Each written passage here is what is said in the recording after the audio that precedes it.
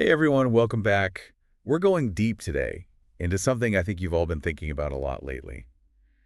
Are we humans naturally selfish, or do we actually really care about other people? Yeah, it's a big question, and luckily you've been doing a bunch of research on this, and we've got some interesting stuff to dig into. We do, and it's not just like, philosophical thinking this time.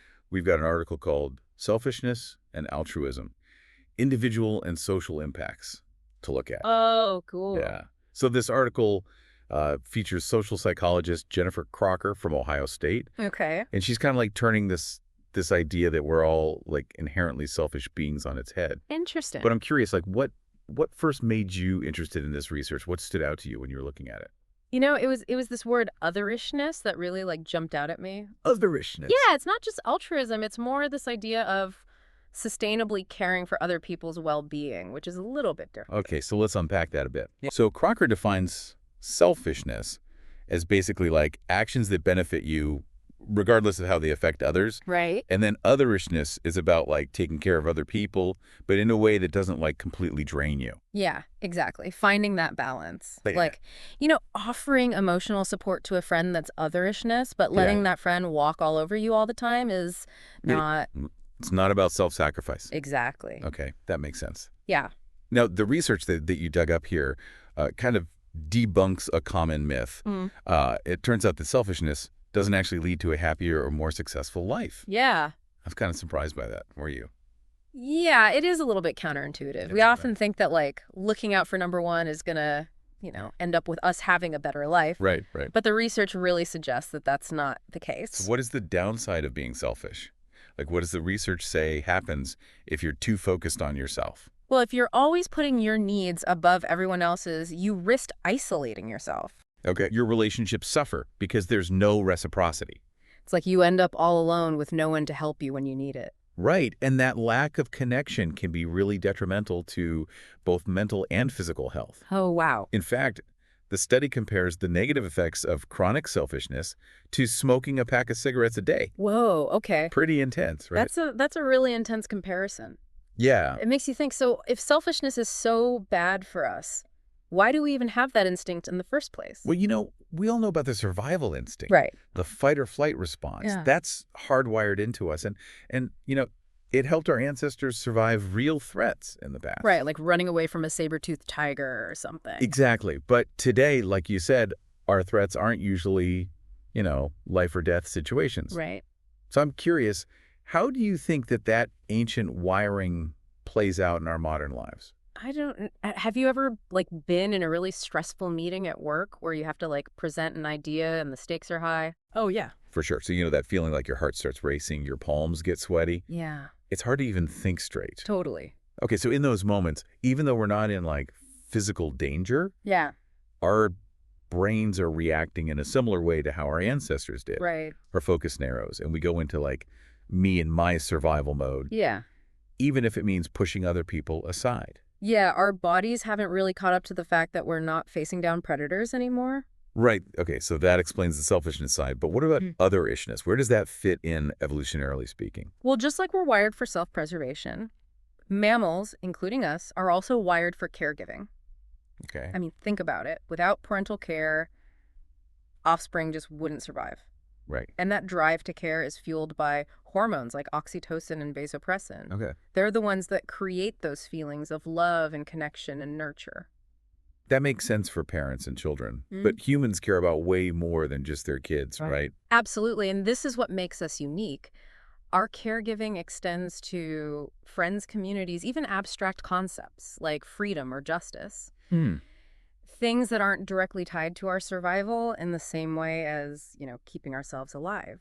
So it's like those same caregiving systems can be activated by a much broader range of things that we just find important, in my own life. Hold that thought. We'll get back to that. I think we're ready now to dive deeper into how these two impulses, selfishness and otherishness, actually play out in our daily lives. Let's do it.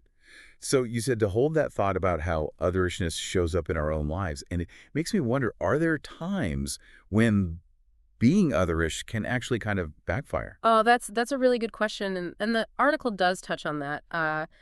particularly when it comes to things like long-term caregiving. Right. You know, for instance, taking care of a sick family member. Right, because that can be so demanding, both like physically and emotionally. Absolutely. And that's the thing. It's not the act of caregiving itself that's necessarily harmful. It's when it happens without enough support. I see. You know, when there's financial strain, Yeah.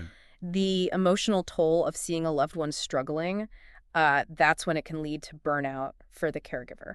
So it's more about the context surrounding the caregiving rather than like the act of caring itself. Exactly. Okay, that makes sense. Mm-hmm. It reminds me of all this talk about self-care these days. Mm-hmm. And on the surface, it seems like the opposite of being other-ish, right? Yeah, that's a really common misconception. But- Crocker actually argues that you need self-care to give sustainably. Okay. You know, you can't pour from an empty cup, as they say, if you're Right. constantly depleted. You just can't truly care for others in the long run. So it's not selfish to make sure you're taking care of yourself too. Not at all. In fact, Crocker uses parenting as an example. Okay. If you're exhausted and burnt out, you're not going to be the best parent you can be. Right. Taking time for yourself, recharging, lets you come back to that caregiving role with more to give. That makes a lot of sense. It's Yeah. about finding that balance between taking care of yourself and others. Yeah. Speaking of balance, I'm curious, is there any evidence that we're becoming more selfish as a society? Well, that's a debate that researchers have been having for a while. Okay. You might have heard of Jean Twenge's book, Generation Me. Mm-hmm. It argues that younger generations are more narcissistic, but some people criticize the research methods, saying they aren't representative enough. So it's not really a clear-cut answer. Right. What about if we look at things on a larger scale like national policy? Yeah. Could we view something like the America First agenda through this lens of, selfishness versus otherishness? It's definitely a topic that sparks debate. For sure. I can't speak to any specific political agendas, Of course. but I think we can see a general pattern. When a group, even a nation, adopts a me-first attitude, it often provokes others to do the same. Yeah. And it creates this downward spiral where everyone ends up losing out in the end. It's like that saying, an eye for an eye leaves the whole world blind. Exactly. It leads to this cycle of distrust and competition that actually makes it harder to work together and solve problems. Right. Which, if we're being honest, often ends up hurting everyone involved. So circling back to our initial question then, are humans inherently selfish or caring? It's not an either situation. Okay. We have both motivations within us. The key is recognizing those impulses and consciously choosing how we want to act. Mm-hmm. It's about asking yourself, how do I want to spend my time and energy? What kind of impact do I want to have? It puts the power in our own hands. Exactly. So do you have any practical tips for our listeners on how we can actually do this? How can we shift towards more otherishness without burning ourselves out? Well, Crocker suggests something that I find really helpful. Okay. When setting goals, whether it's for a project at work or a relationship, think about the contribution you want to make.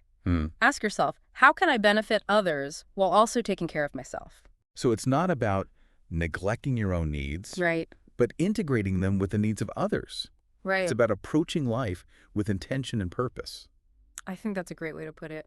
This research is really making me reconsider how I think about self-care. Oh, yeah. Yeah, it's not just about bubble baths and face masks anymore. It's about making sure I have the energy and resources to be there for the people and causes that I care about. Yeah, I think that's a fantastic takeaway. I'm starting to see this whole idea of selfishness versus otherishness in a totally different light. Yeah. It's not just about individual actions, Yeah. but about the ripple effects those actions create. Mm-hmm. And if that's true on a personal level, what about on a societal level? Mm. I mean, if we apply these principles to how we design Mm-hmm. like systems and structures, Yeah. could that have a transformative impact on the world? Now that's a thought-provoking question. Imagine if we designed policies and systems with the well-being of all citizens in mind, prioritizing collaboration and shared responsibility over competition and self-interest. It might sound idealistic, but I can't help but feel like it's possible. I agree, and it starts with each of us making that conscious effort to shift our focus, Okay. to cultivate that capacity for otherishness in our own lives. If enough people do that, who knows what kind of change we can create. This is giving me hope, but I do wonder, are there any potential downsides to prioritizing otherishness? Could there be situations where it's actually harmful? You raise a valid concern. It's crucial to remember that otherishness isn't about blindly giving to others at our own expense. Okay. It's about finding that sustainable balance, one that allows us to care for ourselves while contributing to the well-being of others. So it's not about becoming a doormat or letting people take advantage of us? Exactly. Healthy otherishness means setting boundaries, knowing when to say no, and recognizing when our own needs aren't being met. It's about being assertive and caring. So it's like walking a tightrope. Yeah. Too much focus on yourself and you isolate yourself. Right. Too much focus on others and you risk burnout. Finding that sweet spot is the real challenge, wouldn't you say? I love that analogy. Yeah. It perfectly captures the delicate dance between self-care and care for others. Yeah. And it's a dance that takes practice and patience and a willingness to keep learning and growing. This has been such an eye-opening deep dive. I feel like I've learned so much, not just about the research itself, but also the practical steps we can take to live more intentionally. It's been a pleasure exploring this with you. It's always rewarding to have these conversations and challenge our assumptions about the world. And remember, you, our listener, are the most important part of this. You have the power to choose how you show up in the world, to make a difference, and to leave a legacy of kindness and compassion. What a great way to put it. Now, I know you're eager to put all this into practice. So let's wrap up with some concrete actions you can take starting today. We'll get into that right after this. All right, so we're wrapping up our deep dive into selfishness versus otherishness. And I'm wondering, like, what are some key takeaways for our listeners? Like, what can they actually do with this information? Yeah, totally. So one of the most powerful things I think we've talked about is that reminder that we actually have a choice. You know, every day we make decisions big and small that kind of reflect where our focus is on ourselves or on something bigger. It's not like we just suddenly become completely selfish or completely otherish, right? It's more like a constant balancing act. Exactly. Think of it like working a muscle, you know? Okay. The more we practice flexing our otherishness muscles, the stronger they get. I like that. And just like with any workout, it takes, effort and consistency and pushing ourselves a little bit. So what are some like otherishness exercises that our listeners can try out starting today to make that shift? Well, we've already talked about active listening. That's a big one. And it's free. Yeah. That truly being present with someone, giving them your undivided attention, that's a gift in itself. And it's something we can do in pretty much any interaction, with family coworkers, even the barista making our coffee. Exactly. It's about bringing that awareness to everyday moments. I love that. Another one that comes to mind is gratitude. Oh, yeah, that's a great one. Taking time to reflect on what we're grateful for, a supportive friend, a sunny day, a good meal. It kind of shifts us from that scarcity mindset to more of an abundance mindset. Totally. And it's like, as I say, gratitude turns what we have into enough. Right, which makes me think it's probably a lot harder to be selfish when you already feel like you have enough. Yeah, for sure. What else can we do? This might sound counterintuitive, but practicing saying no can be huge. Isn't that like the opposite of what we've been talking about?